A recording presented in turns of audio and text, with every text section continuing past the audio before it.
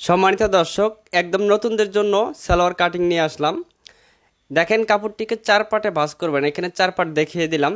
এরপর যে মাপে আপনি সালোয়ার তৈরি করবেন সেরকম একটি সালোয়ার ঠিক এইভাবে সুন্দর করে ডাবল ভাঁজ করে নেবেন। ভাঁজ করার পর সালোয়ারের কাপড়ে আটকানো অংশের সাথে এইভাবে সুন্দর করে মিল করে রেখে এখানে একটা চিহ্ন করবেন। এরপর এই সালোয়ারের যেদিকে পরে আছে এদিকে একটা মার্জিন করবেন। এরপর সেলাই মার্জিনের জন্য 1 ইঞ্চি করে সাইডে বাড়তি কাপড় রাখবেন।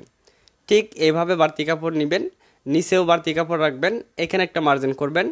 এরপর উপরে রাবার ভাঙার জন্য 2 ইঞ্চি বাড়তি কাপড় রাখতে হবে। এই সালোয়ারের লম্বার থেকে নিচে 1 ইঞ্চি বাড়তি রাখবেন, উপরে 2 ইঞ্চি। এরপর হায়ের এখানে দেখেন কিভাবে শেপটা দিতে হয়। হায়ের এখানে খুব সুন্দর করে এভাবে ধরে এখানে একটা চিহ্ন করব। এরপর এভাবে কাপড়টি সরিয়ে এখান থেকে সুন্দর করে গোল একটা শেপ দিয়ে হাইটা কাটিং করব।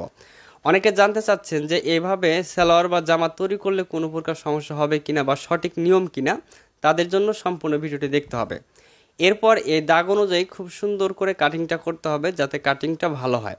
আচ্ছা, এইভাবে তৈরি করলে কোনো সমস্যা হবে না যদি আপনি সঠিক নিয়মে কাটিং এবং সেলাই করতে পারেন। এই ভিডিওগুলি দেখে তাহলে সমস্যা হবে না। তবে এটা সঠিক নিয়ম না। সঠিক নিয়ম হচ্ছে কামিজের মাপ অনুযায়ী বা যার জন্য তৈরি করতেছেন তার মাপ অনুযায়ী কাটিং করা হচ্ছে সবথেকে সহজ বা সঠিক নিয়ম। যেমন বডির মাপ এবং কি লম্বার মাপ অনুযায়ী হাই দিতে হয়, লুজ দিতে হয়, লম্বা দিতে হয় তার মাপ অনুযায়ী। ওইভাবে তৈরি করলে সবথেকে সঠিক নিয়ম হয়। তো নতুনদের জন্য এইভাবে আপনারা